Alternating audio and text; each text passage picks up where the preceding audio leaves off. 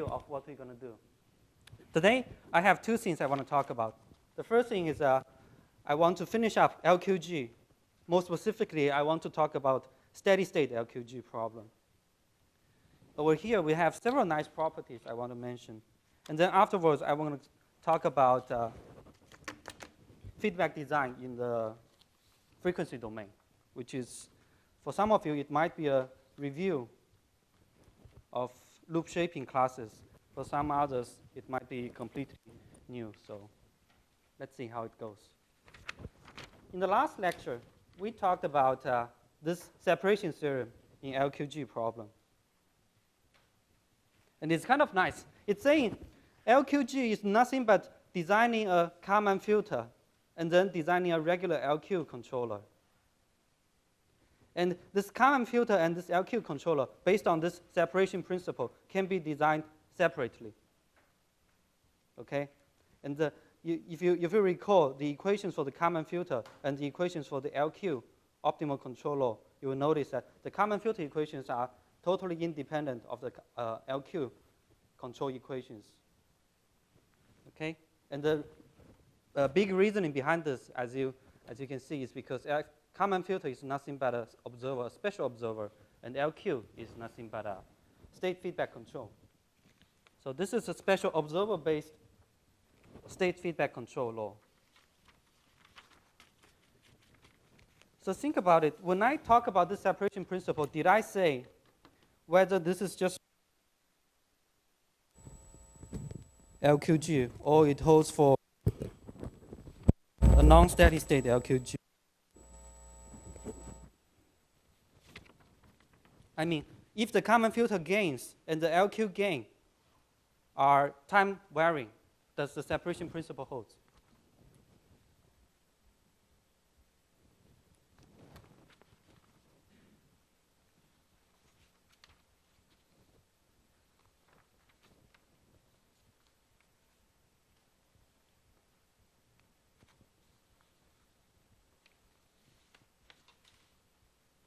Actually, it also holds.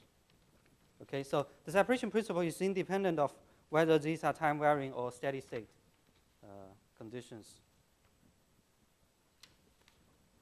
Of course, we will be mostly focusing on the steady state problem.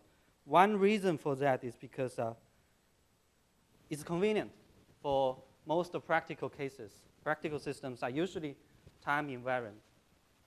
And then it's convenient in the sense we can use constant state feedback gains and steady state Kalman filter for stationary LQG problems.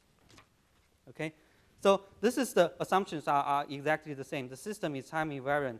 The weigh-in matrices in the performance index, like Q, R, S, they are time invariant. And the noises, V, W, they are white noises, Gaussian, okay, white sense stationary. I did one thing differently. So in the stationary LQG problem, you are very familiar with the first term. We want to take a look at how the system behaves if I take the cost function, the summation, to be infinity. Okay, here. So that's the usual, the thing we have seen before, the usual steady state optimal control problem. But here, we did something slightly different. We put a scalar gain in the cost function.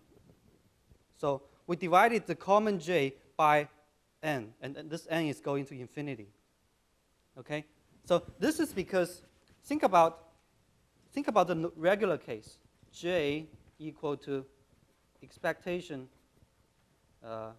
x transpose n s xn plus 0 to, let's say, if this n is going to infinity, so n is going to infinity. Can someone tell me what will happen to this cost function? What will this j be? Infinity, right? Why is that? This is the tricky question. Why would this go to infinity?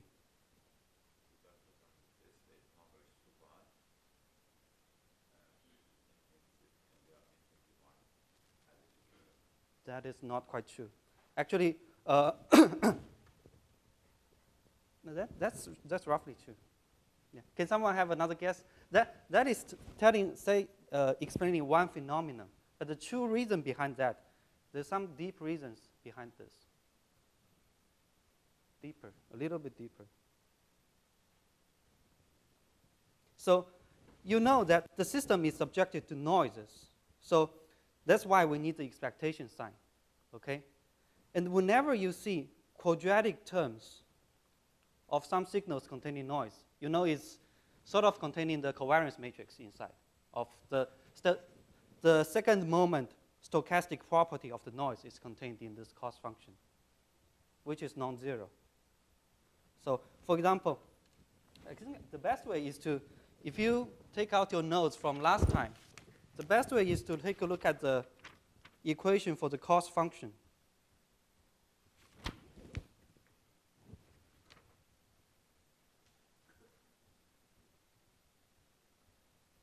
Yeah, the best way is take a look at last time, how the cost function looked like. So it contains two parts. One is j hat, another is this summation term. As you can see, these are the estimation error covariances, right? Z, they are non-zero. Also, you take a look at here, estimation error covariance is non-zero. And inside here is this is a big quadratic function, and this one is a positive definite. So you see, it's a summation of a bunch of positive terms. If we take this signal, take this number n to be infinity, these will be summed up to infinity. So the reason for that is because the system has these noise terms, and this noise will accumulate in the states. When we take the expectation, we will get the stochastic properties, second moment to be more exact, of these noise terms. So if we don't take any actions, this cost will go to infinity for n to be infinity. So we needed this n here divided by n. And actually it turns out the result becomes very nice if we do this. So think about in a stationary case, if everything has settled, if I divide this summation by capital N, okay, it looks like actually due to the law of large numbers, this becomes the expectation of something. This becomes the expectation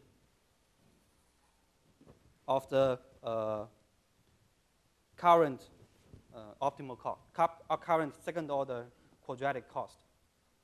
Okay, and this structure looks convenient for analysis. So in this sense, you see now, for the stationary LQG problem, we are minimizing the mean on average of these quadratic terms. That's the intuition behind this. So someone tell me, if I add this n here, will the solutions change? Like my optimal control law, U optimal, and then the common filter equation. Will these solutions change because I have added this n? No, right? Because this is a scalar.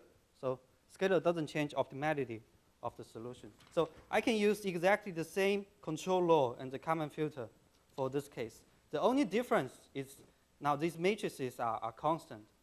S, Q, R, these are constant. And then we have this here. We have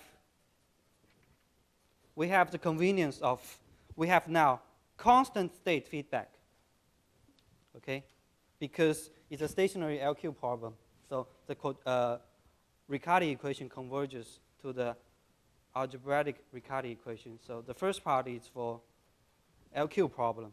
And then the second part is we have this steady state common filter problem, where we also have the Riccati equation, algebraic Riccati equation, and the constant common filter gain. These are convenient in the sense of implementation in practice. Okay? So as a review, the convergence conditions for the Riccati equations are the controllability conditions, observability conditions. But in this case, there are, if you take a notice here, I have ABW has to be controllable, and AB has also to be controllable. So think about which one of these is for the LQ problem, and which one is for the common filter. What about the first one? Is for common filter, and the second one is for LQ. It's easy to see because BW is for the noise, so it's for the common filtering problem. Okay, and then second, ACQ. CQ is defined by this. ACQ, and AC has to be observable or detectable. So similarly, AC observable or detectable is for the LQ problem, and no, ACQ is for the LQ problem, and AC is for the common filter problem. All right? So under these steady state assumptions, you know that the common filter will converge to a steady state, and the common filter dynamics is stable. Also, the LQ will converge to a steady state LQ, which is also stable. Now, the separation principle comes to take role here. Okay? So the separation principle says the closed loop eigenvalues come from eigenvalues of the LQ feedback and eigenvalues of the common filter. Right? So we have just explained that the common filter in the steady state is stable. So this dynamics is stable, and this dynamics is also stable because of its optimal LQ control. Right? So the stability condition is that for LQG problem, we have guaranteed closed loop stability, common filter stability. The system as a whole is stable. Okay? And if you want to know detailedly how the eigenvalues look like, you can take a look at these eigenvalues. So this is for the LQ, and this is for common filter. So if you want, you can write down this. If you can, you can derive this optimal cost. But we won't do it here. The derivations are provided in the cost reader.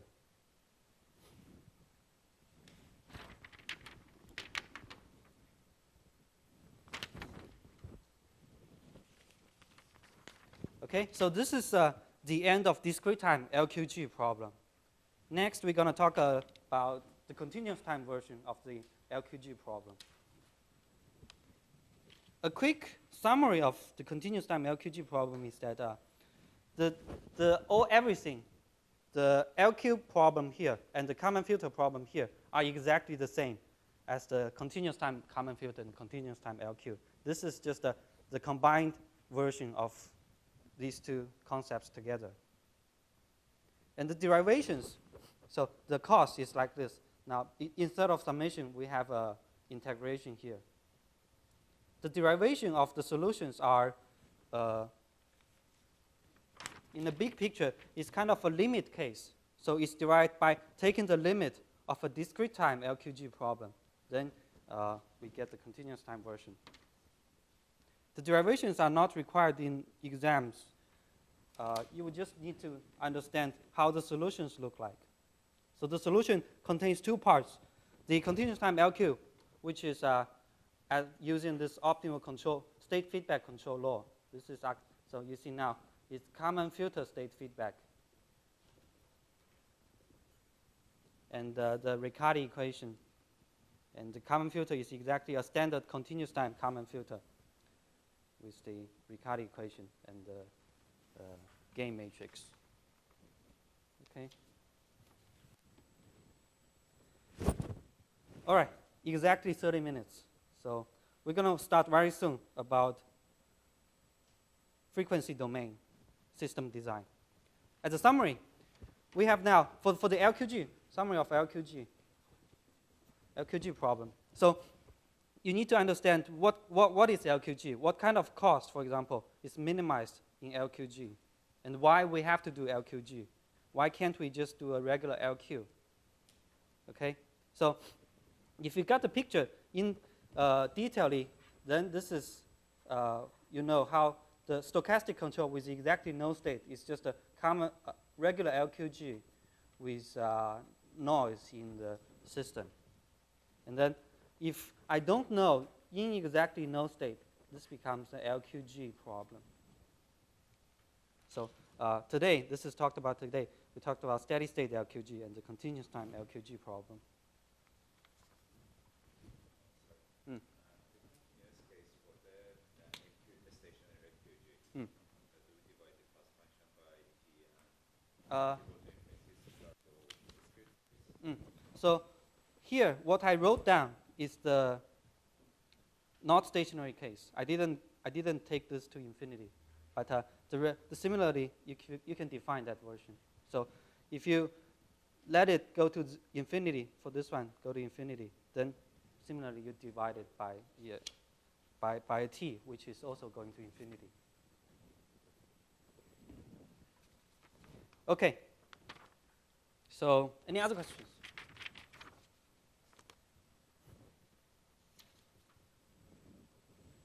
Then I would like to start talking about today's lecture. The slides of today's lecture has been uploaded to the B course. So in the future, I will usually upload the slides one day, like before the lectures at night. So if there's no email announcements, just check the website. It might already be there. The reason why the emails are usually might be delayed because sometimes I will update the slides after I upload it. So I don't want you guys to get a copy that contains typos. Okay? So I think today I want to talk about two things for the remainder of the lecture. I want to talk about multiple input, multiple output systems. Since we'll be slightly different here compared to single input, single output systems, then I want to talk about robust stability analysis in single input and multiple input systems. And these concepts will be very handy for practical control design. The reason is this. The big picture of this is outlined here. Let's take a look at the second one. So you know that state space designs, if you review what we have done now. So it's in the time domain design. It's completely in the time domain design. And then we have very good mathematic formulations and solutions based on rigorous linear algebra. And the benefit for frequency domain and transfer function analysis is this. So it's actually, it will build us a good intuition. For example, the spectral density case. It builds us the intuition for system analysis. And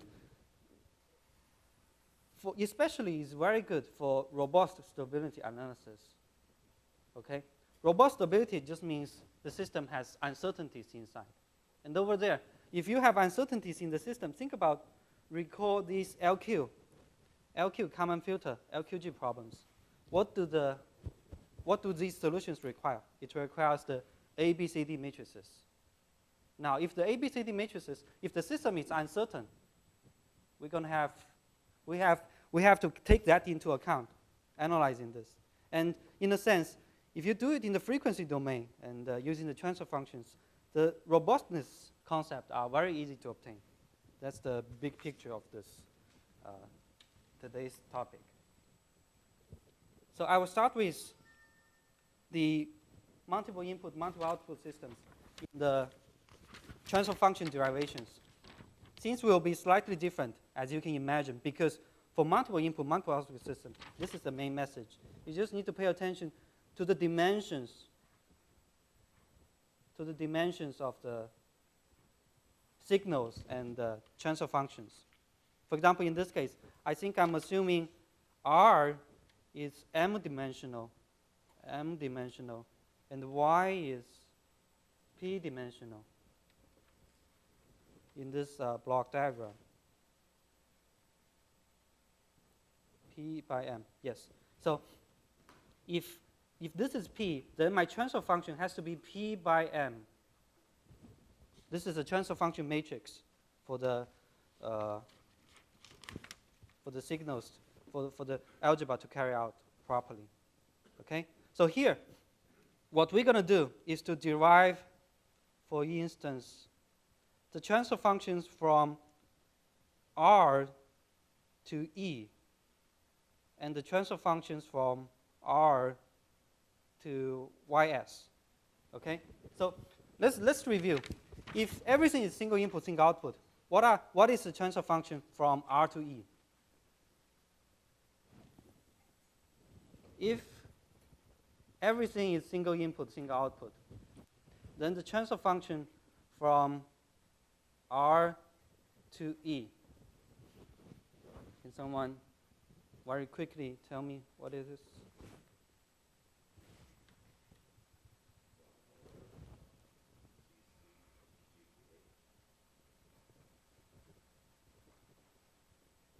Anything else?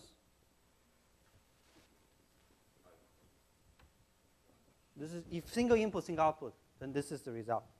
Now, if it's multiple input, multiple output, you have to be very careful about writing this down. You have to be very careful about writing the orders of these down, because these are matrices now. And if you write the different orders, the algebra doesn't, the dimension doesn't even match. You cannot even obtain a valid transfer function here. So I would suggest there are quick ways to derive the transfer functions. There are also more rigorous ways to derive the transfer function.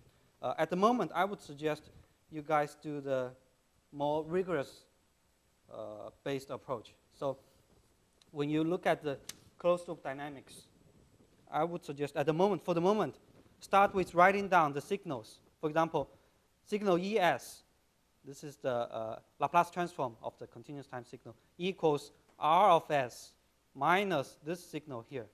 And this signal is the summation of V plus this YS. And YS equals Y0S passing through H of S. Okay? So over here already, you have to be careful about the dimensions. So it's not correct to write ES equal RS minus Y0S. You cannot write it this way. So starting from here, you have to be careful. Can you guys see that? So because if if Y is P dimensional, then this is a vector, right? This is a P by 1 vector. And this is the transfer function matrix at some dimensions. What's the dimension for this guy? P by P, right? So you already see you cannot do this. The orders are incorrect. So what you do is write down this way. This means, as a general rule, this means the output of H of S if the input is Y0 of S. Okay? So if you want to write further, what is Y0 of S? Y0 of S is D of S passing through GD plus E of S passing through these two transfer functions. So be careful about the writing of the orders here. So is this order. If it's D of S passing through GD, then pass through H of S. So you write it this way. And then on this side, it's E of S passing through GC, passing through GP, and then passing through H. Okay, that's the order to write. So these orders, you cannot freely move them. Any questions for this part? So if not, then write down, for example, what is the transfer function from R to E? How would you do that? You just move this part containing E to the left-hand side to obtain I plus HS, GPS, GCS. So this is a matrix equals R of S minus HS, GDS, DS minus V of S. Okay? So it's convenient. In this case, this is the usually agreed notation that we will denote this transfer function, this product of transfer function as a, let's say, G open S. So this is the open loop transfer function, which you see is if I break the loop, if I break the closed loop, for example here, then is the open loop, this loop broken, the open loop transfer function of this system. Okay, so it's H, GP, and GC. So in this way, I can write I plus G open as inverse times R of S. So this is ES equals minus I plus G open as inverse, then HS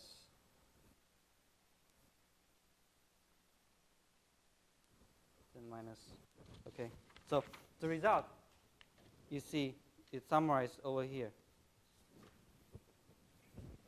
E of S equals I plus the open loop transfer function inverse times R of S. So the transfer function between R of S and E of S is this guy. So pay some attention to the structure of this transfer function, because we're going to discuss more about this transfer function very soon. Okay? So we have talked about the open loop transfer function is defined this way. And then one small thing here. Over here, this is the noise. This is the output noise. And what we actually think about it, what we actually want to minimize is this. We want to actually minimize R of S minus Y of S, right?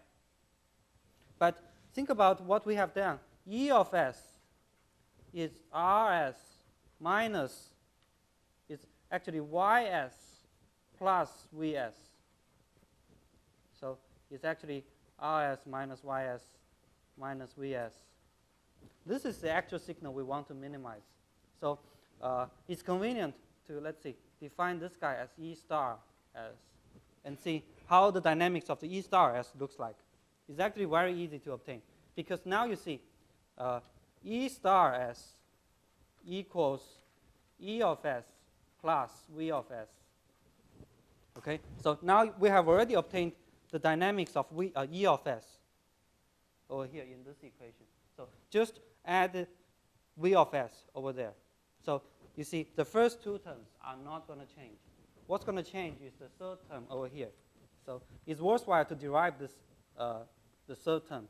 So it will be containing some transfer function. I will write down the structure for R of S, and then some transfer function matrix actually for D of S. And the last term, can someone tell me what's the last term containing V of S? It's going to be this guy plus identity. Okay? So it's actually going to be I minus I plus G open as inverse V of S. Okay? So this is the second component that I want you to pay attention to, the structure of the second component. It equals to, if you do the algebra, it equals to G, yeah, probably it's better to write down the full. It equals I plus G open, then I plus G open inverse minus G open, minus I plus G open inverse. So this guy, if you do the algebra, it equals G open times I plus G open inverse. So this is the second transfer function matrix I want you to pay attention to. The first one I have explained is that I want you to pay attention to this guy. This is the second one. Okay? So let's summarize what we have done here. We have now derived the dynamics for the actual error we want to minimize, which I have denoted as E star. Okay? So we have seen it depends on, it contains three terms. The first term is the term related to the reference. The second term is related to the disturbance. And the last term is related to the noise, the output noise over here. So quick question is, how do we want, for example, if I want to do good tracking, how do I want this first term, first transfer function to behave like? I want this arrow to be small for transfer functions. So I want this one to be small. What about this one? I want this one to be also small because I want to do good tracking. I want to make this small. I want to make the tracking arrow small. So I want to also make this guy small. Things will be very interesting very soon. So it's convenient. This is these two sensitivity and complementary sensitivity functions are very, very common for frequency-based system design analysis. So we will define the first transfer function matrix as the sensitivity function, and the second transfer function matrix as the complementary sensitivity function. There's a small trick I want you to see here. So this transfer function here, this is a fact that I plus G inverse times G equals G I plus G inverse is a fact. So how many of you have seen this? So let's derive it then. So to prove this, I just need to prove, I would multiply I plus G on both left-hand side. So I'm going to get G equals I plus G times G I plus G inverse. And then I'll just, this is equivalent to G. If I multiply I plus G on the right-hand side, it's equivalent to saying this.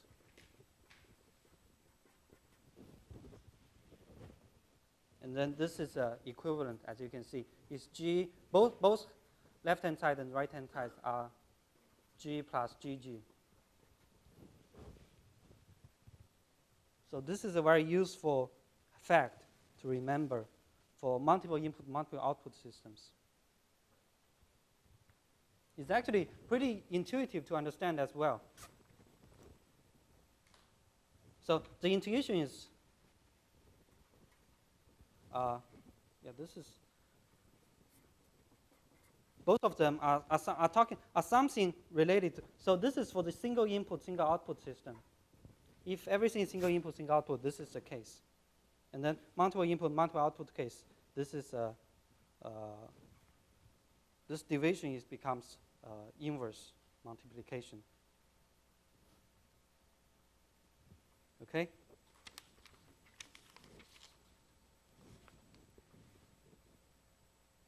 Now here comes the fundamental, very fundamental limitations in feedback design. We have talked about how this, now you can see that the aerodynamics contains the, okay, here. Aerodynamics contains three parts. One is from the reference, one is from the output noise, and the third term is from the disturbance. And in these dynamics, we have just derived that the arrows are dependent on the reference by the sensitivity function. The arrows are dependent on the output noise by the complementary sensitivity function. Okay? And this is dynamics for the disturbance term.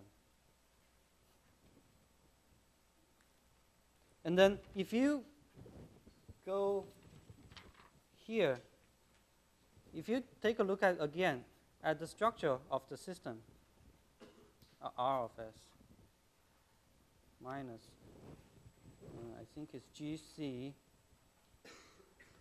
GP, this is V, this is H, and this is Y0, this is Y. Okay?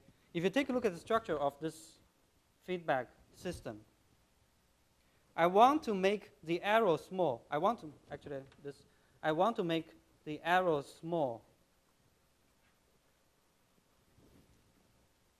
for any kind of references. This is equivalent to saying I want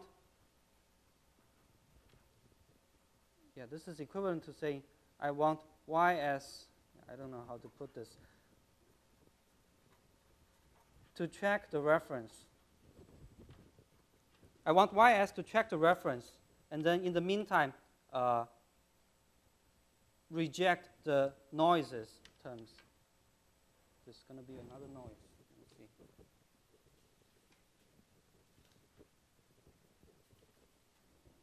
I'll put it this way. Okay? So the fundamental goal for feedback design is I want the reference, the output, to check the reference, and in the meantime rejecting these disturbances. So we have derived, okay, I want the sensitivity function to be small because I want the error term to be small for this reference term.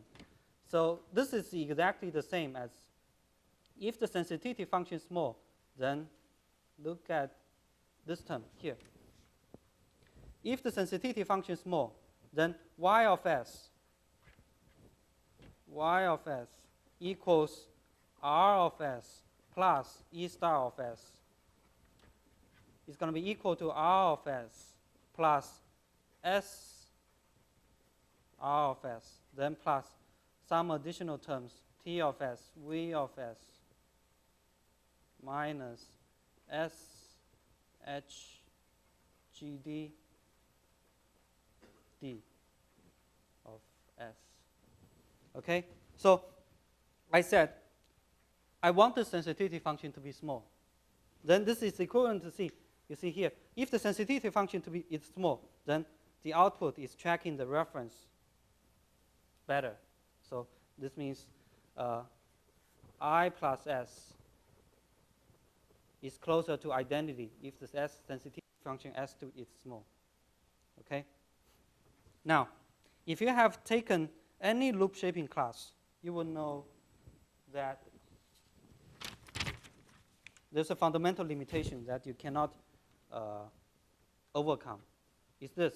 So if you look at I plus S of S is defined by I plus G open.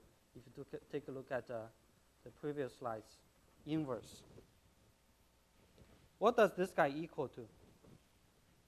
We have derived it several slides ago. What does this guy equal to?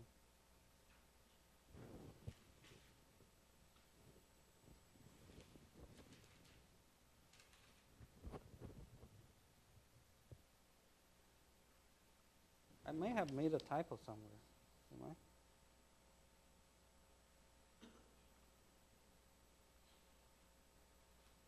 Hold on a second. Let me double check. E star is Rs minus Ys. So Ys is Rs plus E star S. Yeah, it's minus, right? I made a typo. Can everyone see? I made a typo over here. And actually, there's a typo in the slides. So this guy is minus.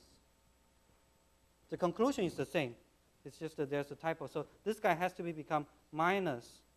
This is minus. This is plus. And then this is minus. But the logic is the same. If S is small, then this one is closer to identity, and we are doing good checking. So this is the difference here. So what is this matrix transfer function equal to? So now you see it's G open as I plus G open inverse. So this guy is exactly the complementary sensitivity function. So T is the notation for complementary sensitivity function. All right?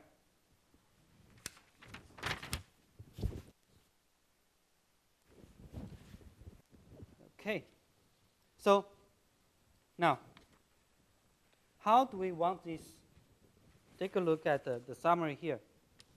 We have seen we want the sensitivity function S to be small. All right? And look at here. How do we want this guy to be? So in this sense, we want T to be small because it's defining the system performance with respect to against the noise term. So we want S to be small, and we want T to be small in this equation here. But we have just derived that this central equation that S plus T equals identity. So this means, I prefer this way, this equation. So this is the frequency domain perspective. I just replace every S as j omega. So this means at particular frequencies, if S is made small, if S is approximately 0, then this complementary sensitivity function, it will become identity. So this means if I'm doing good tracking at particular frequencies, then I'm performing very poor against the output measurement noise. And vice versa. If I'm doing good tracking and disturbance rejection at, if I'm doing good tracking, if I'm doing good disturbance rejection, so let's do it this way. So if I'm doing good output disturbance rejection in this case, then I'm doing very, very poorly for tracking and the rejection of the reference noise, reference errors. Okay? And this is a fundamental limitation. We just can't do good. We just can't do good tracking against the reference and then do good rejection against the output measurement noise. We just can't achieve both. We have to sacrifice one or another at different frequencies. And practical system feedback, frequency domain feedback design is it's essentially about how you sacrifice different either performance or system robustness at different frequencies based on this fundamental constraint of feedback design. Okay?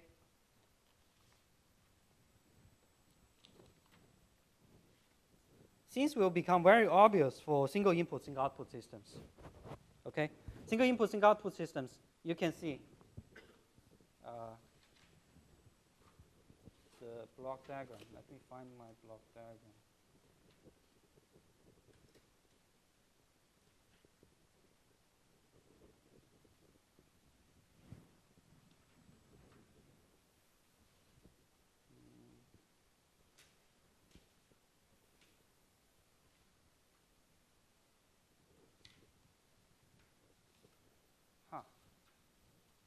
Here. Okay. For single input, single output systems, you guys have already derived this transfer function, the sensitivity function, which is defining the dynamics from the reference to the feedback arrow here. And then the complementary sensitivity function is the transfer function from R, from this R to this signal, to this output, to this undisturbed output output signal here. Okay? This is pretty easy to derive. So this is the trick to do. Let's review this. For single input, single output systems, how do I derive transfer functions within a closed loop system? So let me make things a little bit more complicated. GD D. So as a quick review, in this block diagram, what is the transfer function from DS, from the disturbance to the output? If it's single input, single output, this is easier.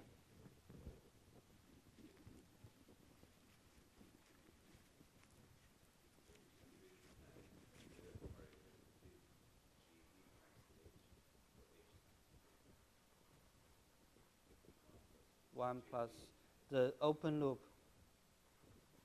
transfer function. This is a G open. All right. So for single input, single output systems, you can do this. It's going to be numerator divided by denominator, and the denominator, if it's negative feedback, it's going to be 1 plus the open loop, this open loop transfer function, and then on the numerator is this. If you walk along the path between DS and Y, you're going to go through GD, and then you're going to go through H. So numerator is going to be the dynamics of d of s passing through, going through this path, right? So similarly, if I ask you what's the transfer function between now r of s to y of s, then you can very easily obtain. It's going to be the dynamics of r of s going through to reach y. So it's going to be h, gp, gc, and then divided by 1 plus the open loop transfer function. So you see now the top is G open and the bottom is G open. That's why this is called the complementary sensitivity function, defined this way over here. Okay, so now I mentioned this only because now you clearly see S plus T has to be identity. Okay, this is without question. Think about now, for feedback control design, what are the goals for feedback control design? We have to make sure the system is stable in the nominal sense. Okay, so that means the poles of the closed loop system has to be on the left half plane, and then the Nyquist plot has to not go through the -1 point, circle it by the certain numbers of times. That's the nominal stability. And then robust stability robustness. So this is saying system has good margins, gain margins or phase margin.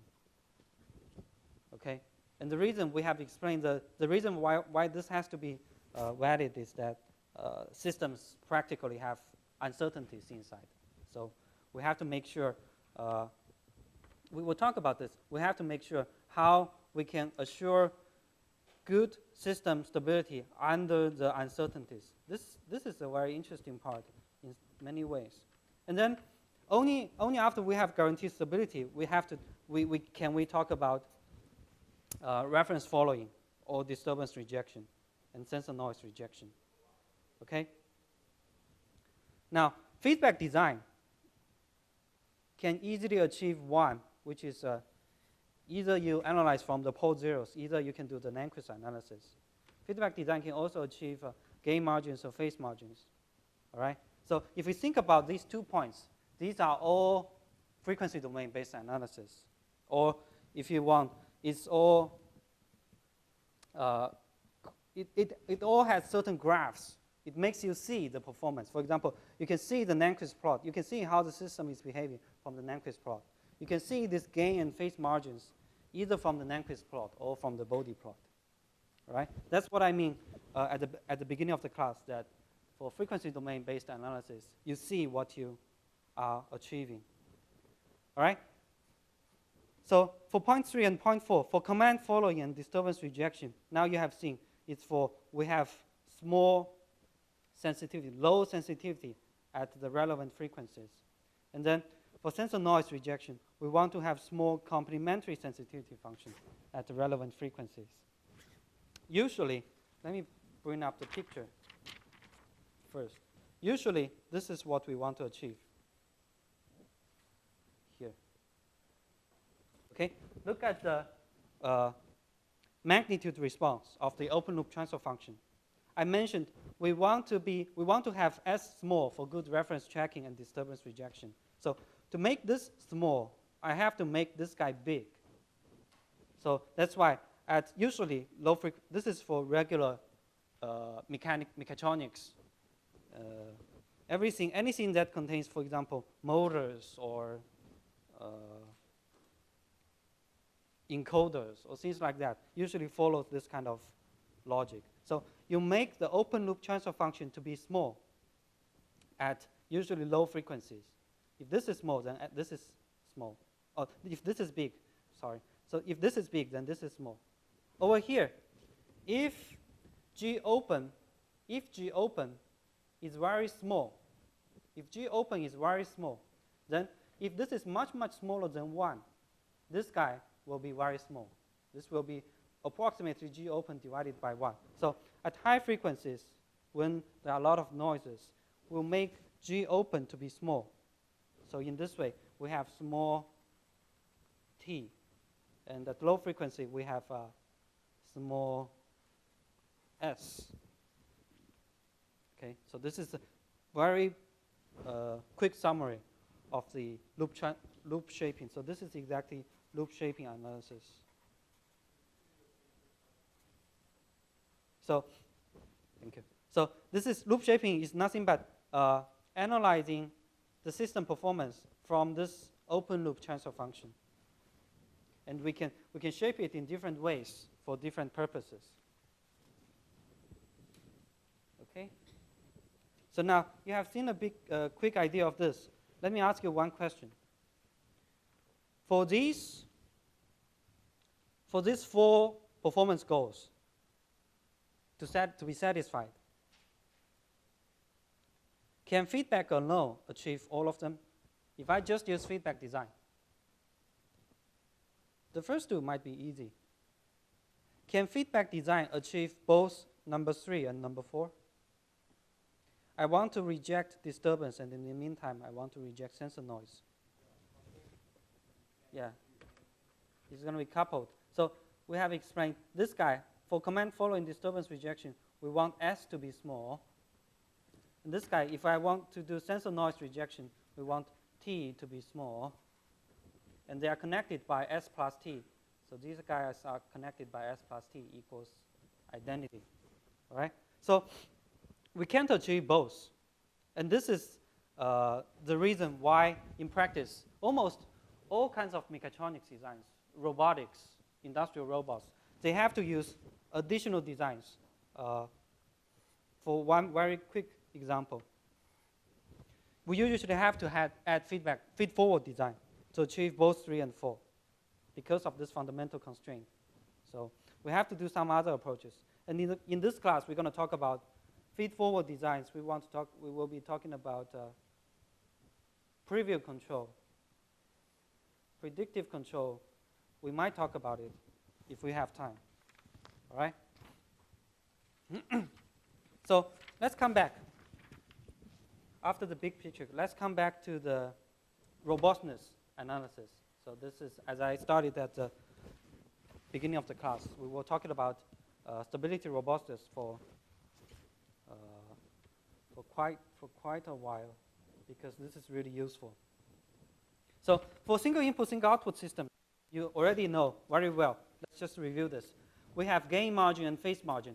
And the gain margin is for this Nyquist, if this is the Nyquist response, Nyquist plot for G open, it's for this Nyquist plot. How, if I scale this Nyquist plot, at what kind of scaling will I be able to, will I touch this -1 point, which is the critical point? So as you can see, if I scale this plot by 1 divided by A, then this guy will touch this -1 point. So that's the gain margin. And the phase margin is how I rotate at this frequency. How this is a critical frequency. At this frequency where my Nyquist plot touches the unit circle, how will I, for what angles, if I rotate this Nyquist plot, will I touch the -1 point? So this angle is the phase margin. Okay? So Nyquist gain margin is for the frequency where the angle of this frequency response is 180. And this is for the gain. So here, this frequency, at this frequency, I have G open, J omega. The magnitude is 1. And over here, the phase is angle G is 180. All right? So you can do this gain margin, phase margin analysis in the Nyquist plot. And after you have recognized these 2 facts, you can also do this in the Bode plot. So, okay, gain margin is where you have 180 is the same as -180. So where you have 180 or -180, the gain for this magnitude response to reach 0 dB. So 0 dB, you see, is exactly 1 here. This is the gain margin. And the phase margin is where you have 0 dB or unit magnitude response. What's the angle of the open loop transfer function frequency response? Okay.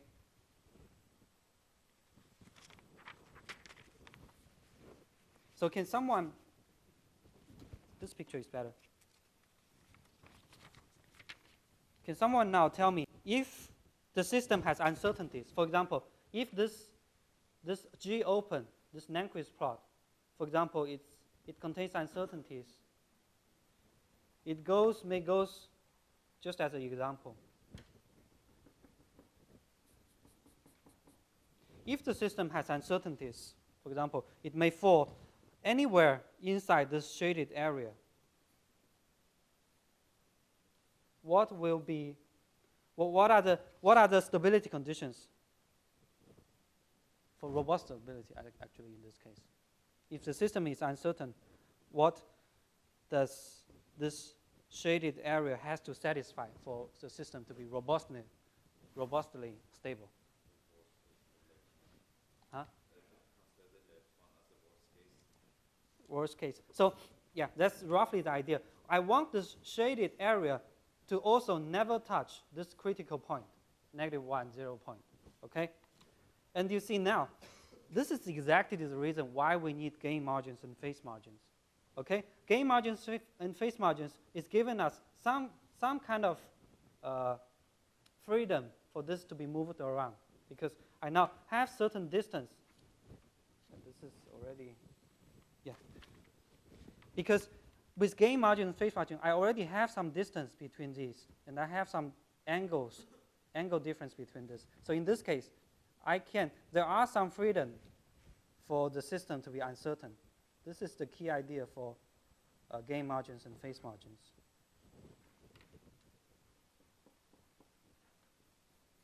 Okay? So summarizing these intuitions, this is the more formal definitions of robust stability. Okay? So commonly, very commonly, systems will have uncertainties. So the actual open loop transfer function will be this is the nominal. This is what we call nominal. So this is what we think the system looks like. But this is the actual case. It contains some uncertainties. Some uncertainty terms. Okay?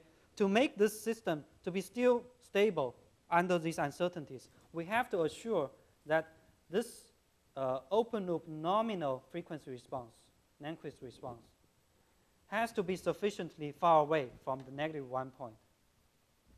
Okay? So that's the key idea. If you get this key idea, the remaining analysis are quite easy to do. Okay? So this is just one example to explain to you what might be some uncertainties in the system. So consider a mechanical system where you have an actuator.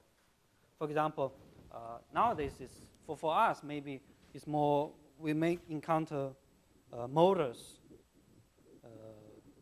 more often as an actuator. But there are also many other actuators, for example, hydraulic actuators. Okay? And for these actuators, sometimes we ignore the dynamics. And this is usually the dynamics. Okay, here. So sometimes the actuator actually will respond like a low-pass version. So if you take a look at the frequency response, the magnitude response, it looks like this. This is the magnitude response of this 0 dB, of this ignored dynamic part. Okay? So usually dynamics actuators can have certain type of dynamics that looks like this. It's a low-pass filter. And if we ignore it in the design, the uncertainty, the corresponding uncertainty term. So if I want to find this delta out of this ignored dynamics, you can partition, you can do partial fraction expansion. Not partial fraction expansion. You can partition this guy as 1 minus this guy. And this will be your uncertainty part. I do this example to review one very important fact in fundamental loop shaping. So now, if you look at this uncertainty terms over here, ignored dynamics here, what will be, for example, if omega is small and omega large, if omega is very small, what will this delta to be? Small. What about if omega is very large? What will this uncertainty part become? It becomes large. So I would say, yeah, let's say approximately 1. So now you see, these uncertainties, now look at this. The uncertainty usually are small at low frequencies or depending on the design, usually at low frequencies. And at high frequencies, almost surely you will have uncertainties. Okay? This uncertainty will be large at high frequencies. Think about, for example, a rotating motor. Okay? So if you just feed in regular low motions like that, like a very slow sinusoidal signal, the motor will check it for sure without any difficulty. But if you increase this frequency, the sinusoidal frequency, faster and faster and faster, at a certain point, it's so fast, the motor will not be able to track it, right? So this very intuitive idea immediately tells you how the uncertainty part plays a role. In the extreme case, if your frequency of the sinusoidal is infinite, the motor might just break because the gears, the bearings in the motor just will not be able to handle these very fast frequency components. Okay? So now you have some understanding of margins, the importance of margins, and the importance of understanding the uncertainties. Let us derive the stability conditions for the case when the system has uncertainties. Okay? So if you got the basic idea correct, then the analysis is not difficult at all. So now here, my notation is, as you have seen, this is the nominal open loop transfer function, and this is the actual. I put tilde as the actual open loop dynamics. So it's this dashed line over here. Okay? So I have mentioned to let the system to be robust and stable, I have to make sure this dashed line to be far away enough from this -1 point. So in mathematics, in equations, this just means I want, I'm defining dj omega as the distance between the -1 point to this nominal open loop Nyquist frequency. So my notation would be G open j omega plus 1. Okay, this is the distance between this point and this point. Now, if the uncertainty perturbs the system to be here, what is the length for this perturbation here? It's going to be G tilde open minus G nominal, which is going to be G tilde is 1 plus, let's see, okay, yeah, I can still use it. G tilde is G, 1 plus delta minus G. So this guy is G times delta. All right? So what are the requirements for these two to satisfy if I want the system to be robust and stable? I have to make sure that this distance is larger than this distance.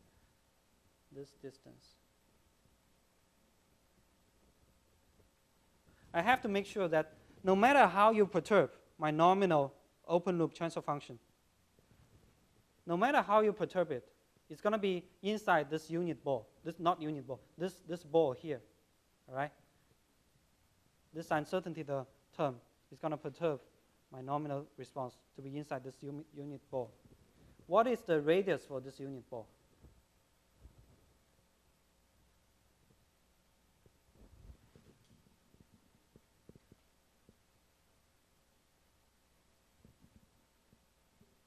So we have derived that this vector is delta times G open.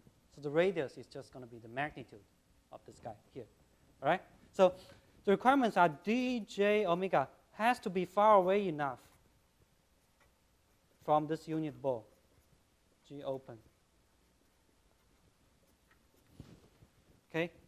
As long as this is satisfied, we have robust stability. Okay? This is exactly the summary here.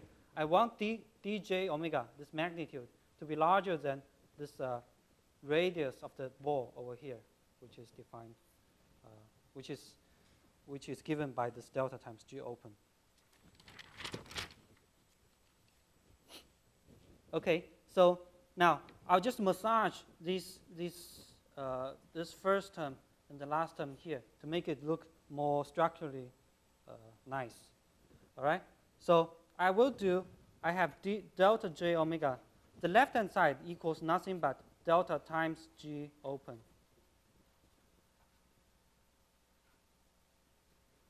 Okay, and the right-hand side is this, 1 plus G open J omega. Okay, then I will, let's see, I will divide both sides by 1 plus G open.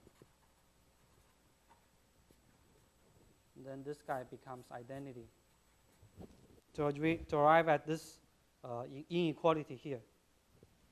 Over here, now you see this part is nothing but the complementary sensitivity function.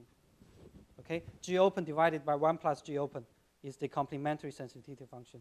So you can write it easily as this very simple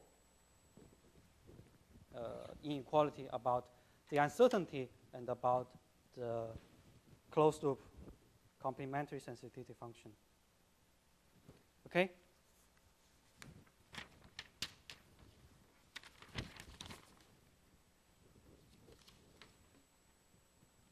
So I'll just do one very simple analysis to let you see one of the previous results we have obtained. So look at the complementary sensitivity function. Look at this complementary sensitivity function. If G open is very, very small, much, much smaller than 1, then this guy will be approximately equal to G open. So this inequality becomes this guy over here. Okay? Now look at this inequality. We have explained that at high frequencies, uncertainties are usually large.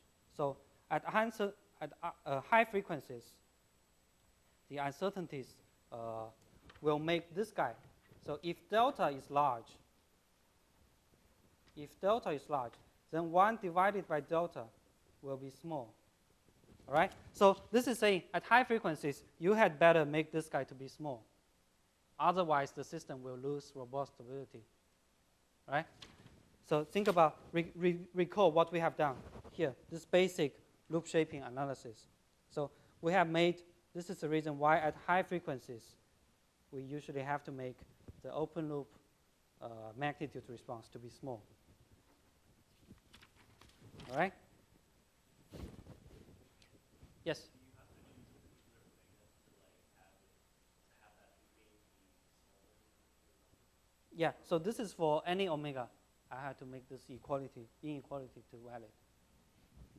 So that means at each frequency, the uncertainties cannot perturb the nominal system to reach an instability. Is that overly strict or? Overly? Because you can get away with having it be a smaller decay later, like say after it's come, right? Mm-hmm. Why do we have to say this whole decay has to be smaller than this one? So You can get away with like having like higher roll off after the crossover. higher roll off at this, okay? Yeah. Mm-hmm. Yeah, I'm just wondering if we could do that instead of just saying my entire open loop gate has to be smaller. But what you said is let me see.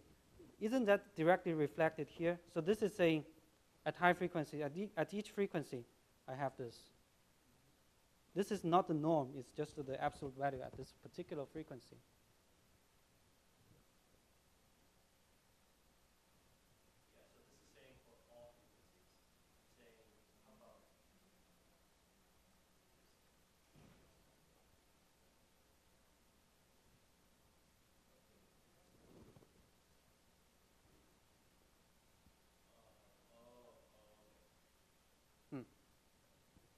Okay.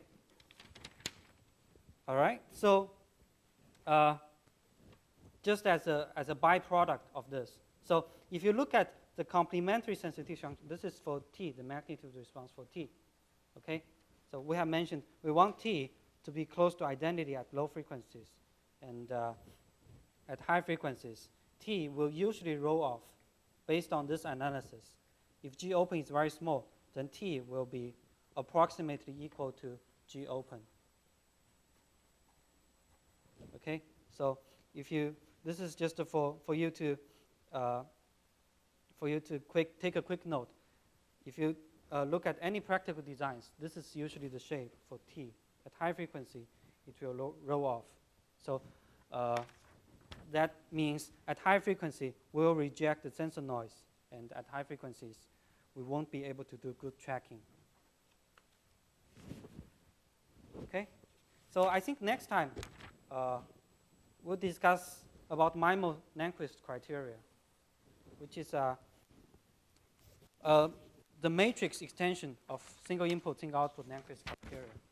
And things will become very interesting over there.